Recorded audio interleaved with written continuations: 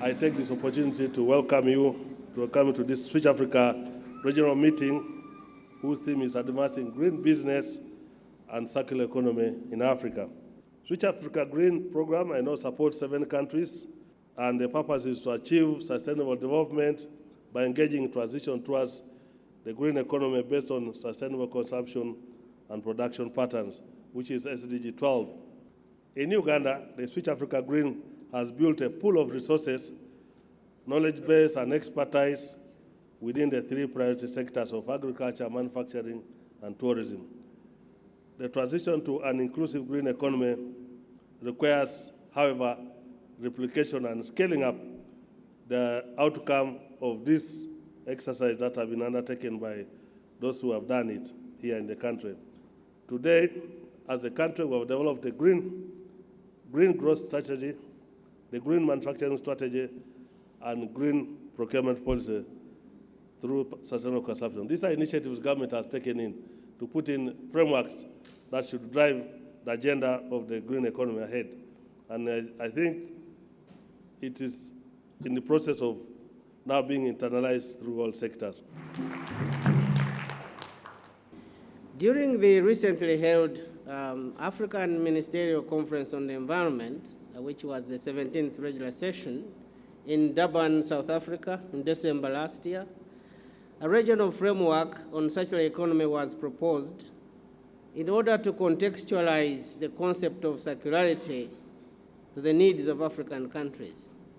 It is therefore my hope that during the deliberations that under the platform of Switch Africa Green, you will help to crystallize Africa's regional aspirations on circular economy.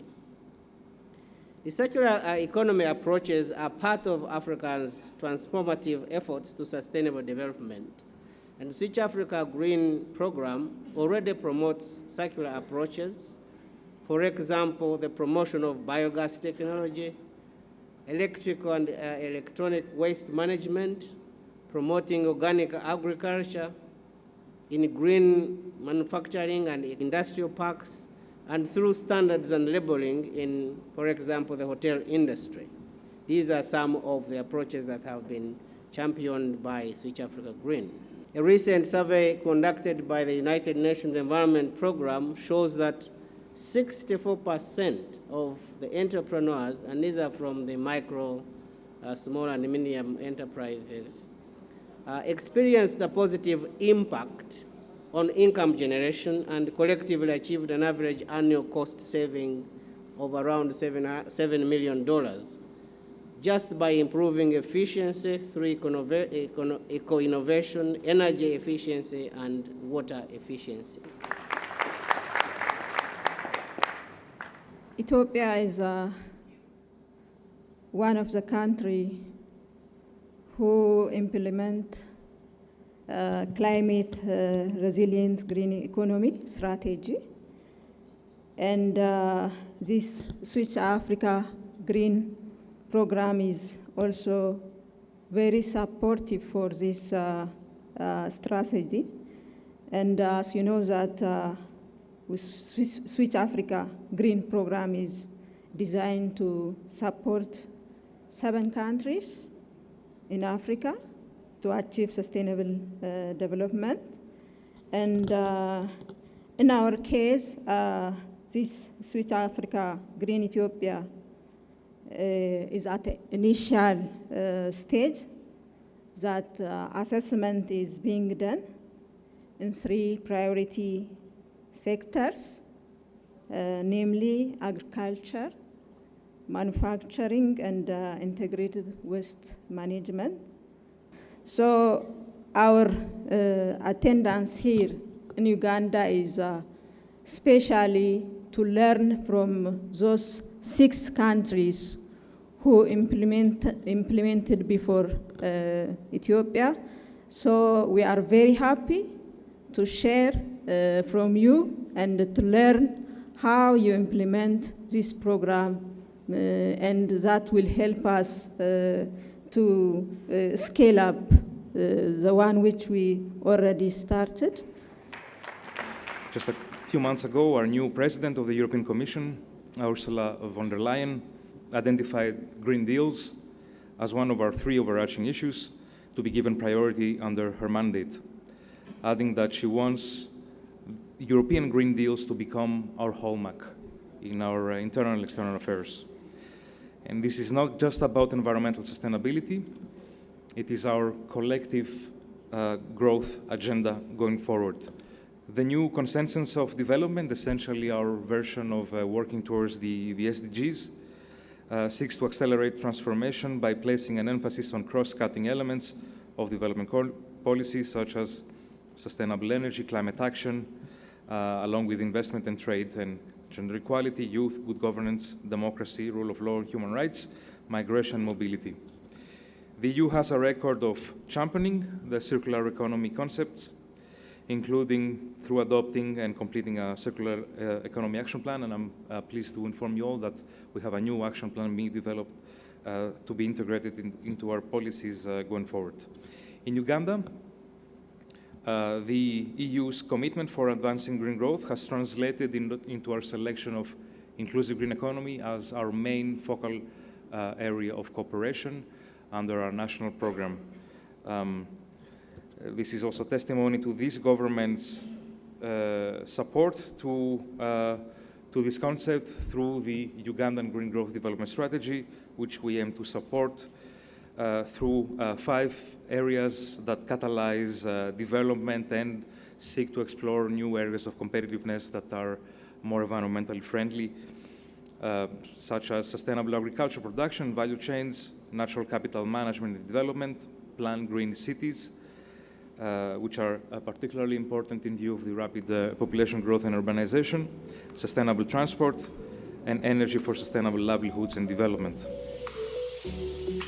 The program looked at the 4 particular sectors through consultation process: agriculture, manufacturing, tourism, and integrated waste management. So these figures of capacity enhancement was in each of the particular sectors that were, for example, integrated waste management has 89%. It's not that only that was done in waste management, but in some countries, waste management was a cross-cutting issue. Whether you are doing agric, there is waste. Manufacturing, there is waste, and so on. So you find the capacity there was increased. Tourism, 88%, manufacturing, 78%, and agric, 74%. The major problem in Africa is that we don't consider the labor we put in. If you are the owner, you make, you sell, then you take 1 kilogram of sugar, you don't cost it. You take a cup of coffee from your bar, you don't cost it, and so on. But here, people were trained on how to improve on their business skills. So those who said that their business has been general management has been improved, were 66%, technical skills 18%, and for technical skills, of course, you would understand. So we need to improve on IT skills in our micro, small, and medium enterprises to ensure that people are able to catch up in the process. Change in sales, this is what they're interested in. Everybody wants to see, how much have I sold? How much have I made? And you see, the average is about 72%. Manufacturing, of course, they make products, so they have 76%. So there were these changes, which make very many people very happy that I have made a difference. As I'm sure you know, sustainable consumption production is a transversal issue for governments. It's not just about the Environment Ministry. You need the other line ministries engaged, which is one of the reasons why I'm really impressed with the participation list of this meeting, because I can see those other line ministries are engaged. They're not just engaged, they're here. And that is something that's actually difficult to do. And it's something that we're struggling with still in the One Planet Network, is spreading this agenda effectively beyond its starting point, which is usually the Environment Ministry. What we would like to see is we would like to see more of the Switch Africa Green partners reporting through the One Planet Network mechanism. This will increase the visibility of the Switch Africa Green project at global level, and very particularly in the high-level political forum, which happens each year in July in New York. Securing reports from Switch Africa Green will help us build not just the interoperability of your data with ours, but I know from what I've already heard in this meeting that it will help us with our bigger global task. Coming from Association of Ghana Industries, one of the largest and the oldest private sector in Ghana, and the voice of the private sector. And we've been involved in many of this advocacy in Ghana. Just a brief about the association, AGI, created in 1958, and we've done so much up to date. We have close to 1,005 members, and almost most of them are private sector. This is the sectors that we operate in Ghana, and quickly you can see where we have been in Ghana. And key services is about advocacy, business development services, and business networking. And these are some key areas that intervention from AGI when we look at green businesses. Basically about representation on institutions where we can have chance to get more of the advocacy, Minister of Trade, Ghana Standard Authority, and few. And we also get a lot of input in national budget. We also involve in developing policy and laws regarding green and sustainable manufacturing. We represent industry on engagement of international agreement, EPA, ECOWAS, and so on. So we have involved with Switch Africa program, 2 years project that we are involved. We strongly work with UNOP, and we constructed cook stove for gari processing, for fish making, for pito brewing in 3 different regions in Ghana. And this has been very successful, very great. All results from the communities are crying even for increase of this program within the area, and other areas are also calling if AGI could still provide this kind of support for those areas. And the women, especially in these areas, have seen a great improvement in their lifestyle. The health issues has been improved.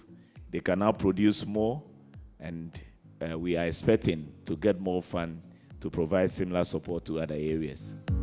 I come from Sugar Corporation of Uganda Limited, manufacturing sector, and more specifically, private sector. We have come a long way. The journey may not be as you may see it here, but at least we have got somewhere. And I've been asked to just tell you what we have done. I'll also be touching on policy issues and something on legislation. The need for circular economy policies, and to see how these policies can help the various players in the manufacturing sector. And why? Mainly because of industrial symbiosis. Where do you want your waste to go? How do you use them internally? This is one thing that tickled Skoll, because we had a variety of wastes, and indeed the stick was being applied mercilessly. So this is a brief about our company. It started in 1926, met a group of companies. Initially it was only sugar, but now it's extra neutral alcohol, carbon dioxide, all from sugarcane. And we are certified in quality, environment, and occupational health and safety. Products from a sugar factory, sugarcane, we get sugar, molasses, bagasse, filter mud, and wastewater. We often forget wastewater for the simple reason 65% of a sugarcane is water. So water also comes into the sugar factory. Now, why circular economy? We want to preserve and extend what is already made. I mean, we should maximize whatever we have. and make sure that its life in the organization is lived to the full. So the industry should not be satisfied with where they are. We should get out of the comfort zone and see what else can we do, okay? And sometimes it may require legislation. So the first issue I'll look at is the bagasse. This is the fibrous material after crushing. Now it is a source of fuel. We burn it in the boilers and produce electrical energy. The electrical energy is what runs all the equipment plus the employees' domestic uses, okay? And we would have stopped there. We said, okay, we have got power. We are saving on the power. We can run our equipment without power from the national grid. But then we want to take it one step further. So as I speak, we are putting up a 15 megawatt cogeneration project, all right? And we are going to sell this power to the national grid, okay, as one of the first steps. When this is done, sugar will become the byproduct, which I've been hearing people call waste. And when sugar becomes the byproduct, our plan is to put up a back-end refinery and sell the sugar to the beverage companies.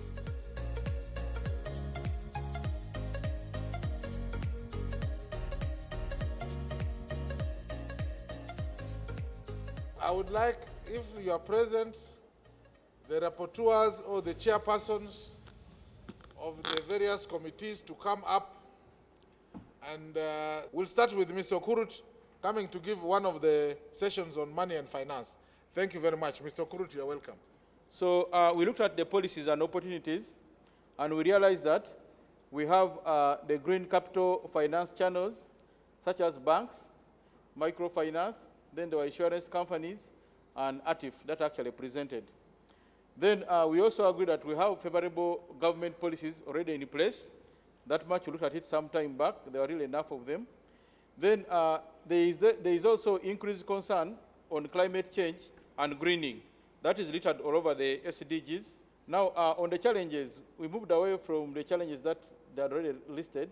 So the first challenge is basically the low level of policy dissemination and enforcement. While the policies are there, the dissemination of those policies and the enforcement is basically what? Is low.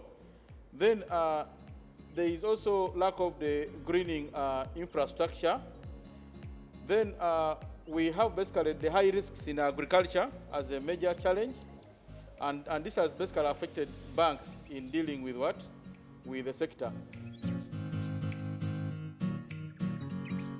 So in terms of recommendations, we have tried to do it in different sectors. So the first one is about education and capacity building. It was believed that the notion of circular economy needs to start as from grassroots, needs to tackle also the persons that are in remote areas, those who are in rural areas. We need to tackle also everything which is about youth and gender communities, and also that all the curriculum that are being written are in line and with the support of all the stakeholders concerned. Second is about the policies. It was believed that the agenda of big international forums should include the notion of circular economy, and also that large awareness sensitization campaigns are being done regularly, either it's at country-based level or also at regional levels. The third pillar that was discussed, it was about the funding. Here again, it was believed that the capacity to train the financial institutions on the requirements for circular economy needs to be enhanced, and also that there needs to be more cooperation between the societies for beneficiaries to access for low-interest funds. And lastly, in terms of business models, it was believed that there needs to be more sharing of best practices, more sharing of good experience that has been done, either at a country level but also regionally. And it was also suggested that the use of green productions in communities are being required. So these are a few of the recommendations that have been sped out during our session, but we will be pleased, I think, to share the slides with you afterwards. Thank you. En termes de direction aujourd'hui où vont les politiques, nous avons vu que de façon générale, dans les pays, il y a un effort considérable donc de mettre à jour les politiques pour tenir compte de l'économie ou du concept d'économie circulaire aujourd'hui. Nous l'avons vu dans le cas du Ghana, dans le cas de l'Afrique du Sud et dans le cas de l'Éthiopie. Et donc, il y a cet effort global-là qui est une direction. Il y a également de nouveaux cadres politiques qui sont mis en place, notamment au Ghana, en essayant d'avoir davantage de liens entre les politiques et les petites et moyennes entreprises. L'idée étant de mieux installer ou de mieux instaurer l'économie circulaire. Et puis, partout, on a observé des réformes fiscales qui sont engagées. Donc, l'idée étant d'appliquer ici les outils de l'économie de marché, tels que les taxes. Donc, en Afrique du Sud, l'année passée, ils ont commencé à expérimenter la taxe sur le carbone. Au Ghana, il y a un système ou une approche qui fait que lorsque vous ne respectez pas la régulation ou la législation, il est difficile pour vous d'avoir un crédit avec certaines banques parce qu'ils ont établi des liens qui font que lorsque vous déposez en tant qu'entreprise une demande de crédit, il se réfère donc au système environnemental d'évaluation d'impact qui a été mis en place avant de vous accorder ce crédit-là. Et puis, il y a la direction des normes. Donc, de plus en plus, pour fonctionner, bien sûr, sur le cadre d'une bonne économie circulaire, il faut avoir des normes. Donc, que ce soit Lambert, Lyon ou le présentateur de l'Éthiopie, on a retrouvé donc toutes ces grandes directions-là. Donc, on peut dire que de façon générale, voilà la direction ou les directions qu'ont prises aujourd'hui les politiques et les stratégies en matière d'économie circulaire dans nos pays respectifs. Je pense que c'est là nos propositions. Merci pour votre aimable attention. Merci. Thank you very much. Thank you very much, Damien. This is the Kampala Communique on Advancing Green Business Circular Economy in Africa. We have tried as much as possible to collect and collate all the recommendations, what you have said. We tried as much as possible to have the high-level strategic aspects brought out with a way forward, brief as it might be, so that when we got phase 2, we're able to pick up some of these recommendations for the future and also inform the rest of Africa and the world at large that the impact of Switch Africa has generated new work, but also has been very beneficial to the region. Thank you very much. Really, I would like to appreciate Honorable Minister to be here today in this closing section.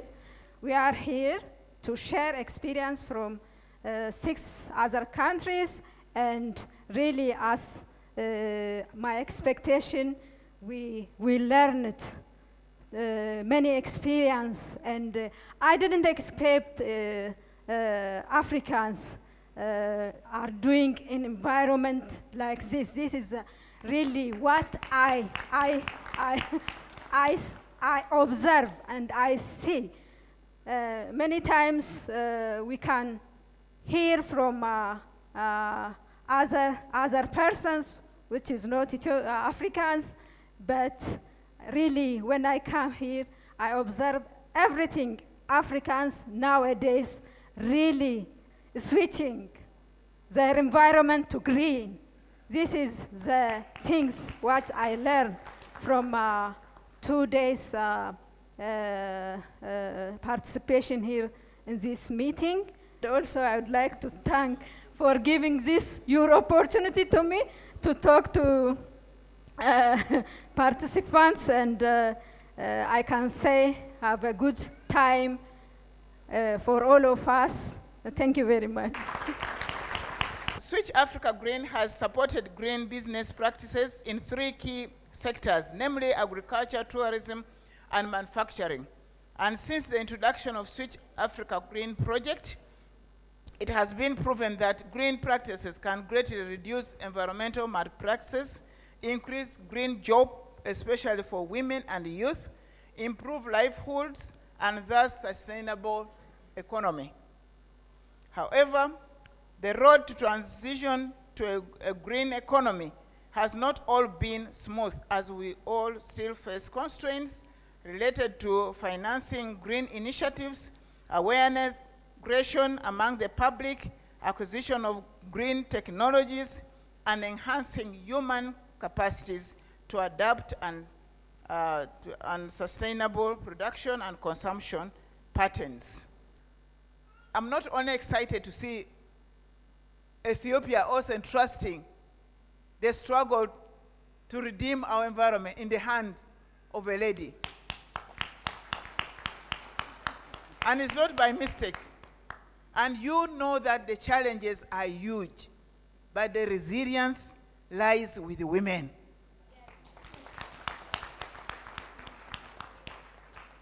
Our dear men, don't feel jealous about this. What makes you stick is the resilience of a woman behind you. Help us bring the woman behind you to be side by side to give you part of the resilience, especially as we switch green. With those few words, therefore, I want to take this single opportunity and pleasure to declare that the Switch Africa Green Regional Meeting held today, the last 2 days here in Kampala, in Uganda, closed for God and my country.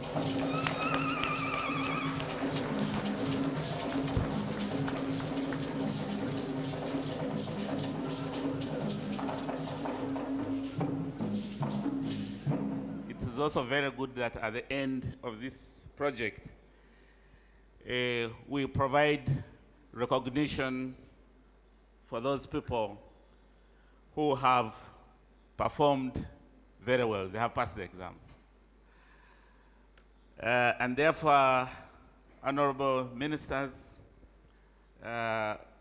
we have prepared certificates of recognition of a number of people who have been key players in Switch Africa Green, and it is our honor that, honorable ministers, you present them with those certificates of recognition. So the first country we'll call upon is Burkina Faso.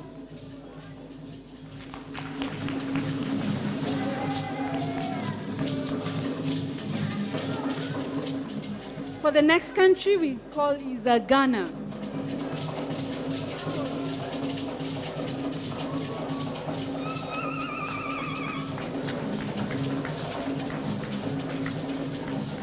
Kenya, please.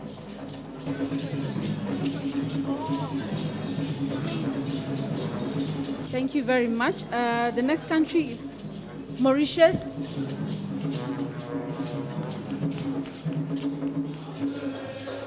Next country we'll have is South Africa. South Africa, please.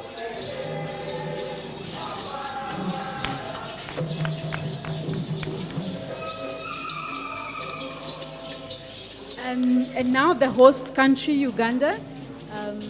Next, Uganda, please.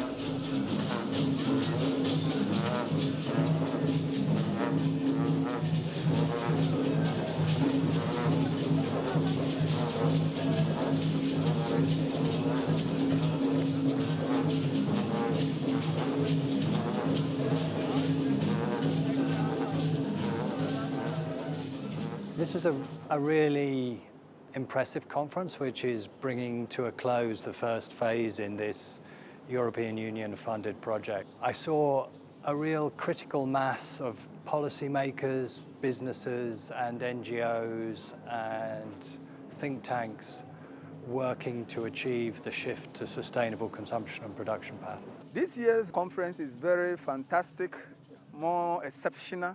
This is my third time of coming to this country, a platform provided for business gurus to share ideas and to transit into green manufacturing. During this session, we meet each other, many peoples of other countries, for example, Kenya, Ghana, and South Africa. It's my second time to come in Kampala for Switch Africa Green meetings, and this one took 3 days, and it was useful for me because we share experience, we learn from other countries. I've met a lot of people from other countries. It has been very nice. I really enjoyed myself with them. I've interacted with most of them. Fortunately for me, some of them are in line with what I'm doing, so I've also gotten knowledge from them. And I'm able to also make contact to other people who may also need my product.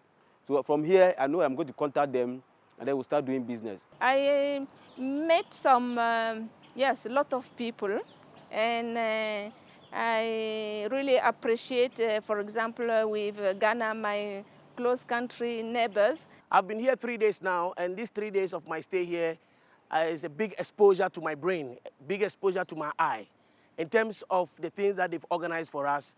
I mean, the talks, the presentation, the networking, everything is amazing because, you know, we're taking about 7 countries combined from Africa, and that tells you that people are coming with different ideas. And just being part of that whole thing, that Switch Africa Green organized, it makes you feel like, you know, you can grab ideas from one angle to another and take it back to your country to actually impart. So Switch Africa Green, I tell you, man, they are amazing. They're taking it to the next level, and that's where Africa needs to go.